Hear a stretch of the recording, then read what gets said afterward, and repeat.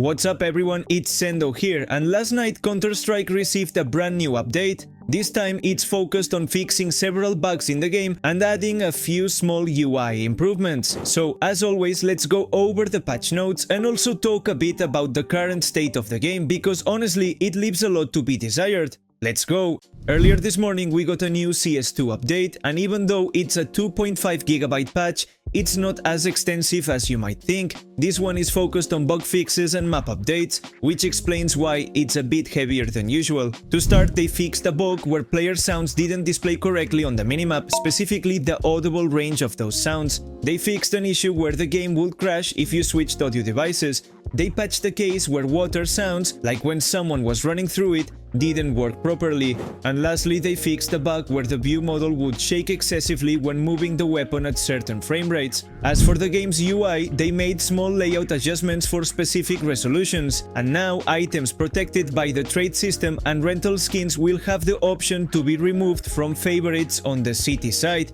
To wrap up the patch, they also fixed some clipping issues in Ancient and Shoots and updated Grail, Agency and Dogtown to their latest workshop versions. These maps will likely be replaced soon, since we've had them in the game for way too many months now. As always, there's no mention of the anti-cheat system in the patch notes, which is obvious since the goal is to catch cheaters off guard. Still, the cheating situation is getting harder and harder to tolerate, so let's talk a bit about the terrible state of the game.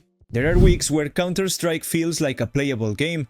You don't run into too many cheaters and the matches are enjoyable, but honestly in the past couple of weeks I've noticed a massive increase in cheaters. I'm not exaggerating when I say that this week I haven't been able to stream a single session without running into them. There was even a day when I couldn't play a single match without facing opponents with all their stats in red, shooting through walls and smokes like it was nothing, not even trying to hide it. They straight up admit they're cheating, but nothing happens to them. I'm being dead serious when I say that I reached 25,000 Premier points, was one match away from 26,000, and then suddenly it was cheater after cheater. Obviously I dropped ranks super fast because there's nothing you can do about it. The saddest part is that more and more frustrated players, tired of not being able to play even a single fair match, are turning to cheats themselves, trying to fight fire with fire. But what happens is, the moment a legit player kills them, they assume that person is cheating and immediately activate their hacks. Meanwhile, Valve stays completely silent. There hasn't been a major ban wave in over a year. There aren't even consistent daily bans, and the only option left is to rely on external platforms just to try and have a halfway decent experience. This past week I've been playing a lot of Face It, and I managed to climb back up to level 10. Honestly, the matches haven't been bad at all.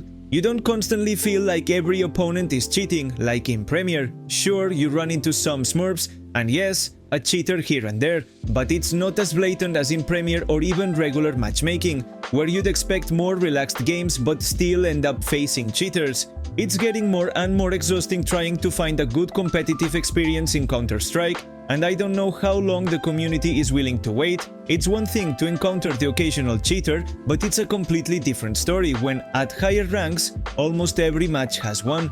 That's pretty much all I have to say. I hope you enjoyed the video, and as always, any CS2 news you'll find here on the channel. I'm Sendoh signing off for now.